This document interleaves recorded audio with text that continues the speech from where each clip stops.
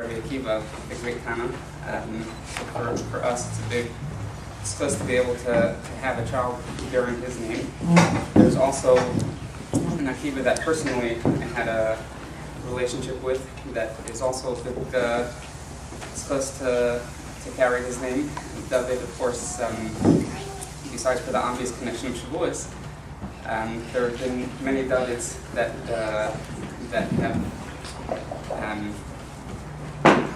came before him in our family that were all very prominent, and notably Mordechai Luria, Moshe David Striker, and then again David Amelach. So that's on one level the name Akiva Dovid. On another level, there's bear with me over here. The baby was born on Rosh Chodesh Sivan. Sivan is as the third month is the month of the Midah of Tiferes, and the Midah of Tiferes is associated, of course, with Yaakov and Akiva. It's far to say that Yaakov and Akiva were connected, and the sphere of Rosh Chodesh Sivan is Tiferes Sheva Malchus, Tiferes Sheva Malchus being Akiva and David together. Of course, it needs further explanation, but that's for another time. Just a quick idea: the Gemara Menachos on Daf Mem Gimel Amud Beis, speaking of David Amelach, says Tana Rabbanan Chavivin Yisrael Shesivan Hakadosh Baruch Hu Mitzvos. How dear Klal Yisrael is to Hakadosh Baruch Hu that he surrounds them with mitzvahs. Tefillin b'rashehem, the tefillin on their head, the tefillin b'zareisein, and the tefillin on their arms, the tzitzis b'gedeim, their tzitzis and mezuzah b'chespein, the mezuzah on the doorway. V'alein Amar David, and in this David composed the pasuk in Tehillim, Sheva b'yom ha'alticha al mishpatei tzidkecha. At the time when David Amelach went into the bathhouse, he saw that he was unclothed. He didn't have any of these things that were normally surrounding him with mitzvahs, and he said, "Woe is to me, for I am bare of mitzvahs at this time." And as soon as he remembered that he had his bris milah, he was relieved. After he went out, Amar Allah Ashira, he said on it praise.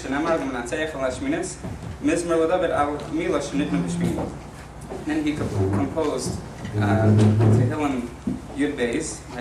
The Gemara interprets it that David Amelach was saying praise for bris milah that was given on the 8th day.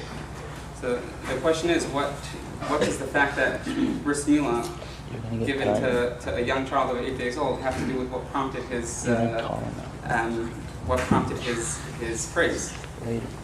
Just the very fact that he had a bris was sufficient. What's the relevance of it being on the 8th day?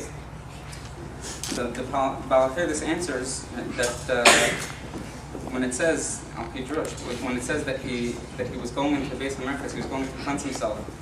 It doesn't mean that he was physically going to clean himself. It means that he was cleaning himself from any foreign motivations, any ulterior motives, whatever level it is for David Amelach in doing mitzvahs.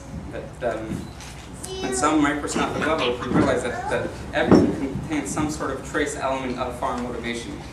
Until he realized that bris milah given at such a young age, it was impossible for there to be any other motivation but a pure one.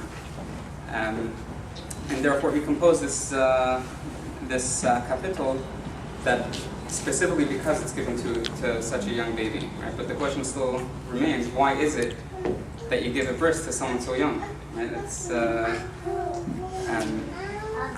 It doesn't really answer it.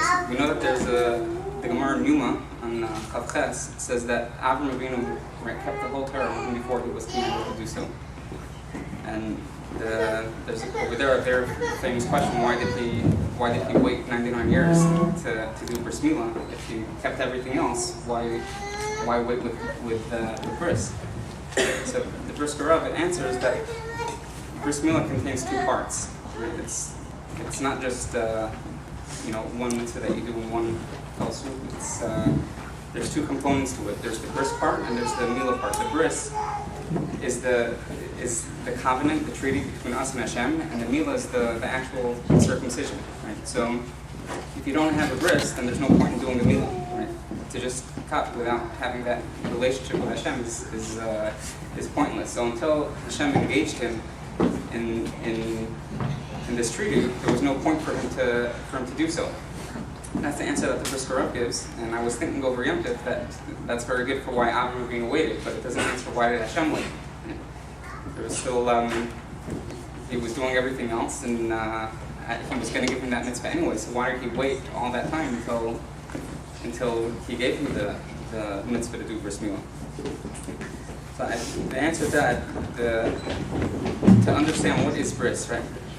A covenant or a treaty is only necessary when there's reason to break that closeness that exists between the two parties, right? Because as long as they're close, they're close. You don't need any external sign to keep that bond together. Bris is only necessary, right, when there's a reason, right, according to your intellect tells you that this relationship should stop. So the treaty ensures that even though, according to intellect and logic, there should be no relationship, still, bris tells you that the relationship continues. Right? If so, the nature of bris itself is something that is above logic. Right? And there's a hint to this, a remez in the parsha of Limud Torah. It says, Mi Yalalenu Hashemayma, right? That the Torah is accessible for us. We could all attain it and understand it.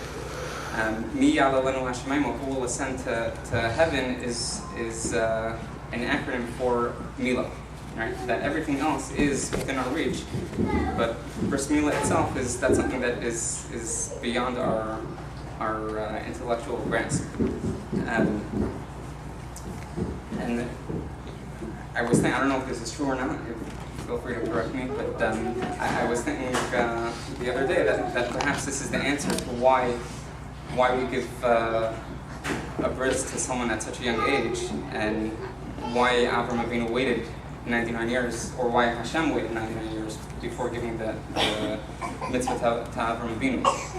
Because the nature of bris is one that is supposed to be above logic, right? So a baby is obviously is before the age where things have to make sense and its relationships aren't based on logic.